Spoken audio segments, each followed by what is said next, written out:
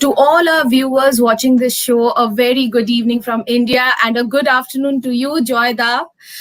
This Good is the tea afternoon. session. Finally, tea has been declared, and a very interesting turn of events. England have been bowled out for 284, and well, before tea had been declared, India have muted and paused their game at 37 for 1.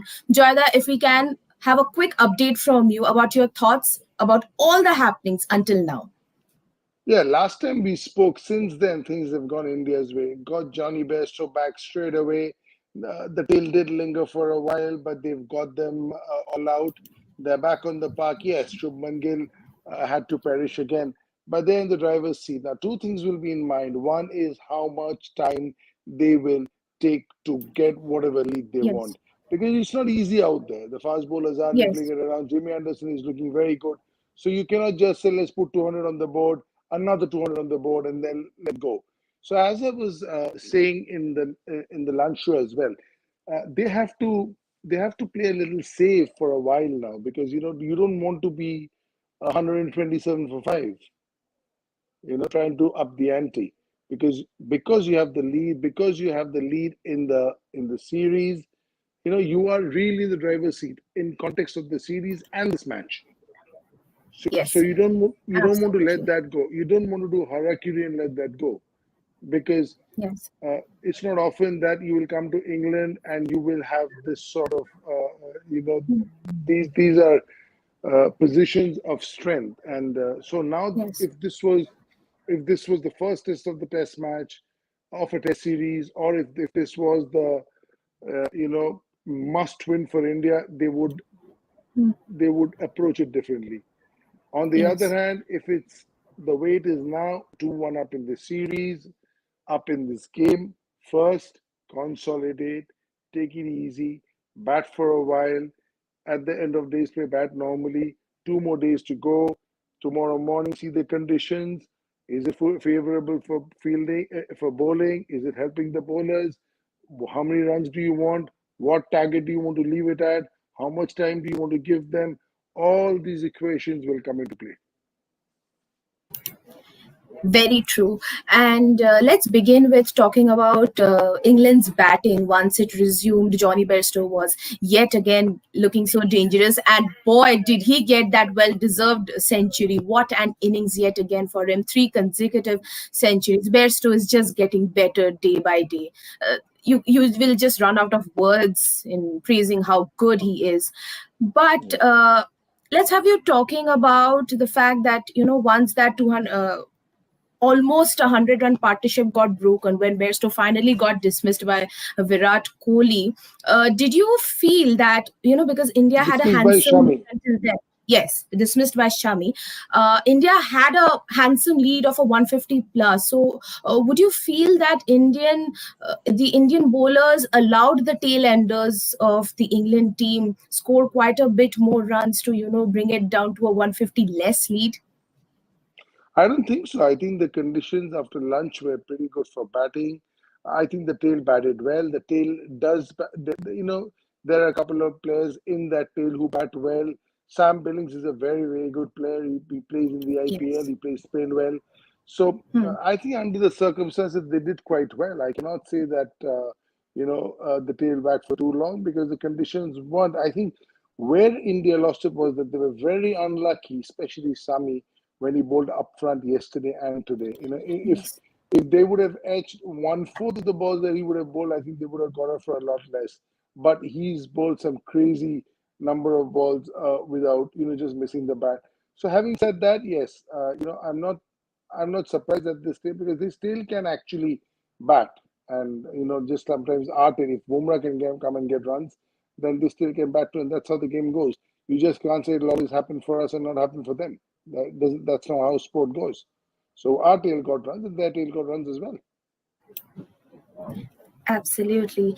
And about India's bowling, we have time again been speaking about how brilliant Jasprit Bumrah has been. Along with his captaincy, he has been taking care of his bowling also so well. And Shami, of course, you have in earlier occasions also stated how good and how great Mohammad Shami is. You and Nishant both have stated. But let's talk about Mohammad Siraj, the highest wicket taker for India in England's first innings. Yeah, he is come up leaps and bounds. It's such a great story from humble backgrounds, did superbly in Australia. What I really like about him is his aggression when he bowls. Okay, you need the Exactly. aggression to bowl fast, but when he comes in bowls, he looks like he's really enjoys bowling. He really looks like he wants to bowl. He's on the face of the batter, bowls great areas, nibbles it around. He's quick. So if you put it that way, he's got every prerequisite to be a very, very good fast bowler. And he's a great find because, I think Bumrah, Sami Ishant is on his way out. Umesh is, on the second half of his career. So it's very important for the second batch to come through. And he will lead the pack over there as of now. He's a fantastic bowler. I think he's a Very. fantastic bowler, period. Right now, it's in red ball that he's slightly ahead of the white ball, but it's only a matter of time because he'll become very good in white ball as well, just like Jasprit Bumrah was. And so I'm not surprised at all that how good he is. He's an absolute brilliant find for India, and he's Mm. an extremely talented bowler. Let's come to India's batting now. Second innings, much talked about Shubman Gill right now. Both the innings, first innings for India, second innings of India, his mode of dismissal has been almost a copy paste. He hits a four, and immediately James Anderson delivers. He hits slip catch to Zach Crawley. Why is and how is, according to you, Shubman Gill struggling? I think he's playing a shot too many at this point in time. I think he is a natural stroke player. He's immensely talented. But in these conditions, he'll have to give himself some time. I think he can see Johnny Best just played 80 plus test matches. He knows what test cricket is all about. Shuman Gill has had some really good performances in test cricket, but he's still learning the tricks of the trade of test cricket, different venues, different bowlers, different conditions, different pitches. It's different. It's different. And in England, it's not easy opening the batting. Even if you saw in this test match, the trend is that the top four batters have not got runs. The runs have started coming Yes, from the middle order. That's happened for exactly. England. That's happened for India, and it's again happened for India with Shubman going. But he is a gun player. He is not a finished product yet. I've seen him from close in KKR when he walked in for the first time after winning that World Cup, and the sort of impact he can have. I think he's a 15-year India player. He's a future captain, but we will all have to give him some time to learn the intricacies of professional cricket, of international cricket, and sort of come around the corner. The finishing school, as they say.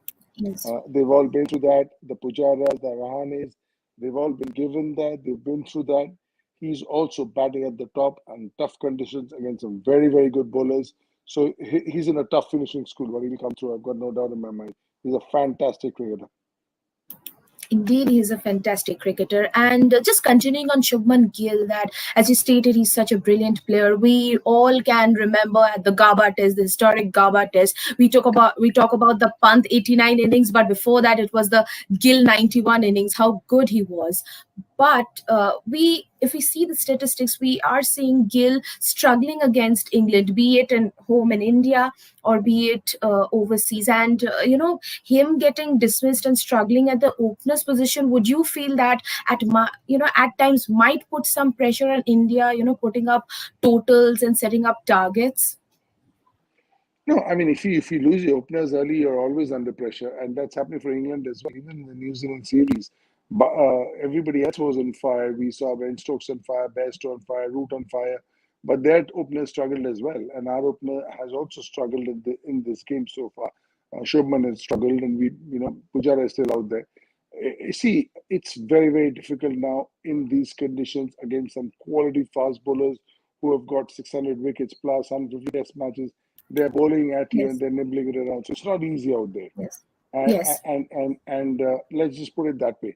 but we have to at the same time remember that there's a certain amount of time. Every good thing takes to develop. Mhm. And he's pretty new to the game. His first tour to England as an opener. I mean, first tour in the sense this was the last year's trip, so I'm considering this as one tour. There are people who've struggled after three tours to England, four tours to England. They've struggled. So we'll have to, because he's young, we'll have to give him a little bit of leeway. Very true. Final one, Joyda. 37 for 1, Team India, Hanuma Vihari, Cheteshwar Pujara batting. The final session resumes continuously, time and again. You are stating that batting conditions are becoming tough. From here on, India have a lead of 169. How do you see India setting up themselves at a winning position confirmed with, these two batting? Yeah, the longer these two bat, the longer our wickets don't fall, the easier it will be to up the ante, because you need runs on the board, and time will be an issue. Today is the third day, and there's one more session left. So even if they get another 60 runs, 70 runs, 80 runs, depends on how it goes. If we lose two, we might not get 100 runs. If we don't lose two, we might get 120 runs. It just all goes to show how the afternoon pans out for us. But having said that, so if we get 100 runs or 80 runs in this session and we lose one wicket, so then we are about 125, 30 for one. And then we take stock Yes. tomorrow. We take how it goes. Again, is the sun out tomorrow? Is it jogging around? Or is it really tough conditions? Is it stop start? Is it about to rain? Tomorrow morning, that will depend. And so unless you have 400 on the board, 450 on the board, you don't want to declare against this team, because Johnny Bairstow can do, what a Bairstow can do, what a Root can do.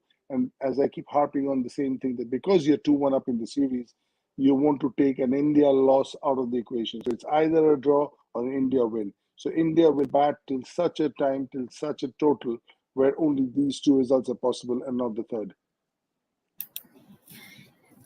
So nice to hear from you, Joyda. Yet again, always it's such a pleasure talking to you. This was the tea session. To all our viewers, thank you so much for joining. Joyda, thank you so much for enlightening us yet again. We do hope that India play well and, at this dominant position, they continue to take cruise control and ensure that emphatic and historic victory after a very, very long time. Thank you so much, Joyda, for joining. We'll see you in the post-match show. Thank you for having us, surely.